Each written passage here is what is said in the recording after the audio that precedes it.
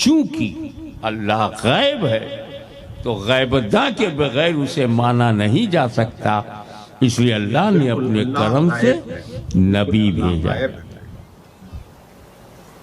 اور فرمایا انی جائل فی الارض خلیفہ، میں دھرتی پر آدم کو زمین پر اپنا خلیفہ بنانے والا ہوں۔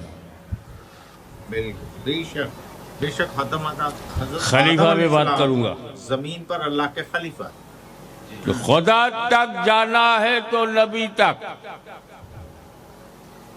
بے شک پھر حکم ہوا ولیکن رسول اللہ و خاتم النبیین، لیکن بالکل بے شک اللہ کے رسول اور آخری نبی،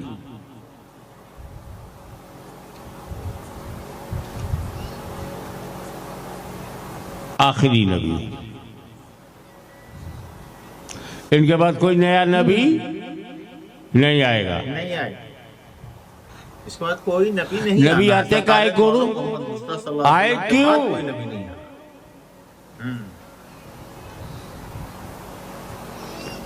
پتھ پردرشن کے لیے آتے تھے، رستہ بتانے کے لیے آتے تھے، خدا تک لے جانے کے لیے ہدایت کے آتے تھے۔ تو کیا اب ضرورت ختم؟ نہیں، ضرورت ہے، خدا تک لے جانے کی ضرورت ہے، ہدایت کی ضرورت ہے، رستہ بتانے کی ضرورت ہے، تب نبی نہیں آئے گا، اب ولی آئے گا۔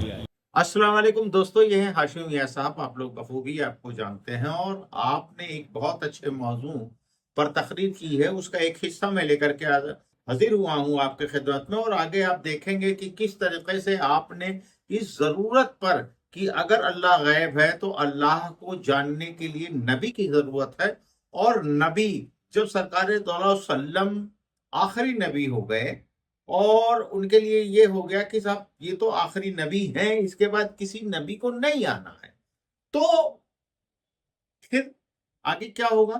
تو ولی اللہ، تو ولی اللہ جو ہے وہ آپ کی ہدایت کے لیے، آپ کی رہنمائی کے لیے ہیں، قرآن اور حدیث کی روشنی میں۔ اسی بات کو آپ نے اپنے طریقے سے بہت بہتر انداز میں فرمائی ہے، ملاحظہ فرمائیں۔ اب جو کام نبی کرتا تھا وہی کام ولی کرے گا۔ ولی اگر اللہ کا نائب نبی ہے تو نبی کا نائب ولی ہے۔ اب سمجھا آپ نے؟ خدا ملے گا نہیں نبی کے بنا، تو نبی بھی ملیں گے نہیں ولی کے بنا۔ تو اب اگر کوئی نبی سے پنگا لے تو خدا تک نہیں جائے گا، ولی سے پنگا لے بالکل تو نبی تک نہیں جائے گا۔ اب دیکھو، جب اللہ تک لے جانے کا کام نبی کرتے تھے، توجہ، اللہ تک لے جانے کا کام نبی کرتے تھے، تو ابو جہل ان کمپنی کیا کرتی تھی؟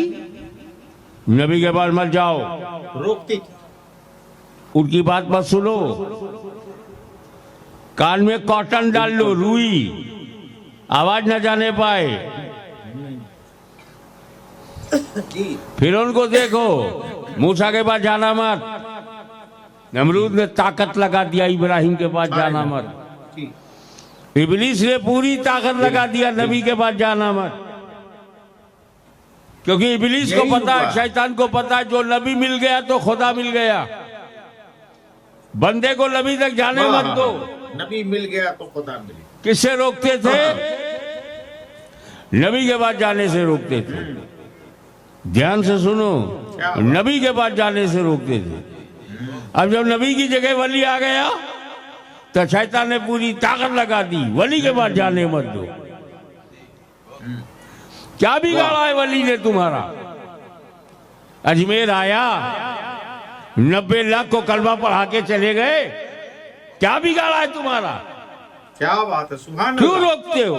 سبحان اللہ۔ کہ یہ فطرت ہے، نیچر ہے، سبھاؤ ہے، کہ جو خدا تک لے جائے گا وہ ہم جانے سے روکیں گے، تو نبی لے جاتا تھا تو نبی کے ہاں جانے نہیں دیا، اب ولی لے جاتا ہے تو ولی کے ہاں نہیں جانے دے رہے ہیں۔ دوستو یہ تھے ہاشم میاں صاحب، دیکھیں بہت اچھے انداز میں آپ نے اس بات کو سمجھایا ہے کہ جس طریقے سے ولی کے ذریعے ہی اللہ سے ملنا ہے، آپ کو ایک وسیلہ اللہ تعالیٰ نے بنایا، اپنا نائب بنایا، تو نبیوں کے پاس جانے سے تمام اس وقت کے تمام ایسے کافروں نے روکا، اور جب نبی پردہ فرما گئے اور ولیوں کی ذمہ داری یہ آ گئی کہ یہ سرکار دو عالم محمد مصطفیٰ صلی اللہ علیہ وسلم کے اس دین، اللہ کے اس بھیجے ہوئے کلام اور اس دین کو آگے بڑھانا ہے، تو ولی آگے آئے اور انہوں نے آگے بڑھانا شروع کیا۔